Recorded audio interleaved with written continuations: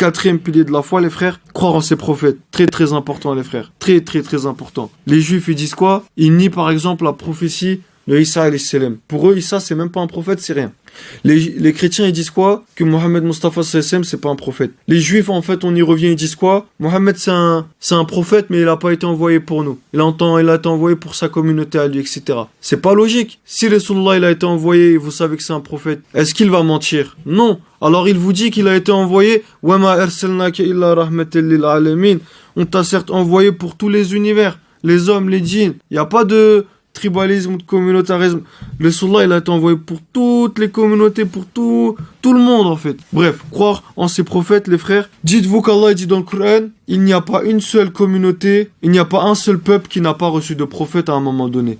J'ai envoyé un prophète à tous les peuples. Tout le monde a reçu un prophète à un moment donné. C'est pour ça que parfois même, on raconte par exemple, en ce qui concerne à l'époque, par exemple Bouddha ou dans certaines religions, dans certaines traditions qui ont été falsifiées, on raconte parfois en fait, on raconte parfois qu'en fait, ces personnes-là en fait, c'était peut-être des prophètes. C'était peut-être des prophètes. Mais bon, Allah kulli hal, Allah il a envoyé un prophète à toutes les communautés, à tous les peuples à un moment donné. Le dernier des prophètes envoyé pour tout l'univers entier, c'est le prophète Mohammed Mustafa sallallahu alayhi wa sallam. Pourquoi les frères? Rappelez-vous, on a dit quoi? Allah, un des prénoms d'Allah, c'est Al-Adl. Il est juste. Allah, le jour du jugement, il va pas nous juger alors que on n'a pas reçu le message. Allah dit dans le Coran, on ne jugera pas quelqu'un qui n'a pas reçu le message. C'est pour ça qu'Allah il envoie un messager pour transmettre le message, transmettre le djinn, transmettre la foi. Et après, Allah nous demandera de rendre des comptes sur le message qu'on a reçu. Allah dit dans le Coran, le jour où on te prendra comme témoin contre ta communauté. Le jour où on prendra chaque prophète comme témoin contre leur communauté. Le jour du jugement, Allah il va appeler tous les prophètes à témoigner contre leur communauté. Allah il va dire, Mohammed t'a transmis ou t'as pas transmis le message? Ya Rab, j'ai transmis. Issa t'a transmis ou t'as pas transmis? J'ai transmis. Moussa t'a transmis ou t'as pas transmis? J'ai transmis. Il n'y a pas une communauté qui n'a pas reçu de prophète et qui n'a pas reçu le message. Sinon Allah il est pas un. Ça reviendrait à dire qu'Allah il est injuste. Allah il est pas injuste. Il a envoyé un message à toutes les communautés et après que t'as reçu le message, oui, Allah te demandera de rendre des comptes sur ce que t'as fait. Les frères, dans une version, Allah il a envoyé 124 000 prophètes. Dans une autre version, authentique, 224 000 prophètes. Et encore dans une autre version, encore plus de prophètes, les frères. 124 000, je sais pas si vous imaginez, c'est le minimum. Hein. Subhanallah.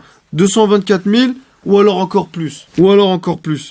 Le premier des prophètes, les frères, vous le connaissez tous, c'est Adam alayhi salam. Le dernier, c'est qui? C'est notre prophète Mohammed Mustafa sallallahu alayhi wa sallam. Allah, il parle dans le Coran, par exemple, certains prophètes qui sont cités, ils sont pas tous cités.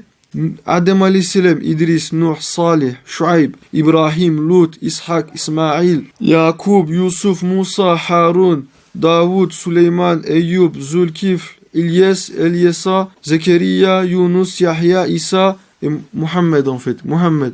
Ça, c'est les prénoms des prophètes qui sont cités dans le Coran. Les traits de caractère des prophètes, les frères, ça fait partie de notre croyance. Ils sont tous véridiques. Un prophète qui ment, c'est pas un prophète. Un prophète qui fait des zigzags, c'est pas un prophète. Un prophète qui désobéit à Allah, c'est pas un prophète. Ils sont tous véridiques. Tous des gens sûrs, dignes de confiance. Le prophète, on l'appelait par exemple Mohammedul Emin.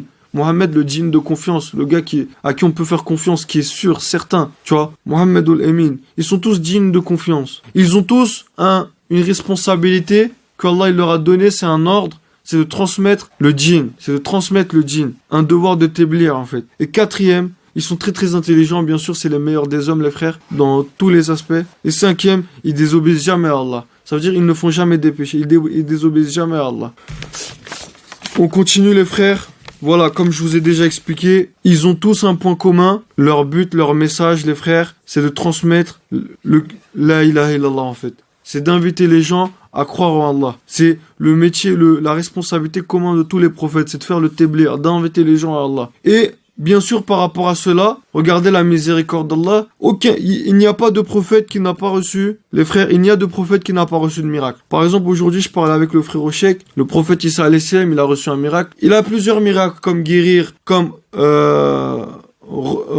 donner la vue à celui qui est aveugle. Il a d'autres miracles, mais notamment, par exemple, à un moment donné, là où Isa, il avait faim avec ses apôtres, ses ashab, ses compagnons, plutôt, je préfère dire. Ses compagnons, ils ont vu un miracle qui était que Isa, il a demandé à Allah de faire descendre une table remplie de nourriture. Et Allah, il a fait descendre une table remplie de nourriture de nulle part pour que Isa et ses compagnons puissent manger et subvenir à mettre fin à leur faim, en fait. Manger, en fait. Mais, voilà, ça, c'était un miracle de Isa, alayhi salam. On va pas trop s'attarder. Deuxième, Saleh, alayhi salam, il a eu un miracle aussi. Un prophète qui s'appelle Saleh, c'était quoi?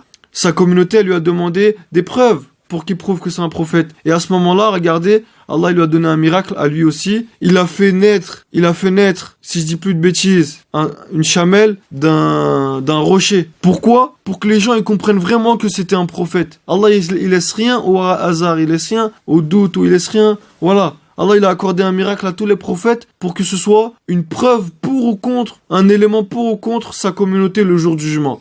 Pour ceux qui auront cru, contre pour ceux qui, malgré le miracle, ils auront mécru. Exemple, Moussa alayhi salam, il a eu son miracle, Allah lui a permis de séparer la mer en deux ou en plusieurs. Mais combien après qu'ils ont vu ça, les musulmans de son époque, combien après qu'ils ont vu ça, ils ont renié Allah. Combien? Énormément. Beaucoup ils ont renié Allah.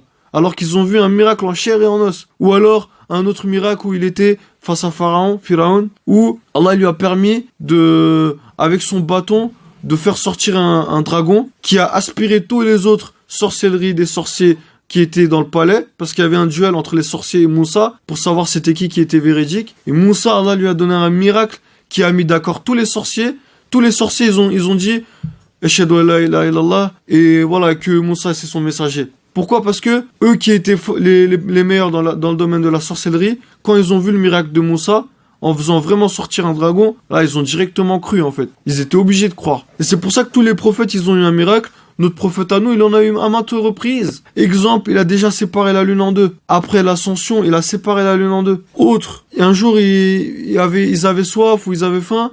Il est parti allaiter une brebis, si je dis pas de bêtises. Et il a réussi à allaiter une brebis pour je ne sais combien de personnes, ou alors pour une quantité qui est impossible en temps normal. Un autre miracle. Et encore, on va pas s'attarder dessus. Mais voilà. Allah, il a donné un miracle à tous les prophètes. En tout cas, la plupart, ils ont eu des miracles. Voilà, les frères. Et la dernière particularité de notre prophète, on va s'arrêter pour ce point-là sur ça. C'est que notre prophète, les frères, à la différence de Sulayman, qui avait été envoyé pour les djinns, ou à la différence de Moussa qui avait été envoyé pour les juifs, de Issa qui avait été envoyé pour une communauté donnée, ou en tout cas qui a été... En fait, les anciens prophètes, ils ont été envoyés soit que pour les hommes, soit que pour une communauté précise.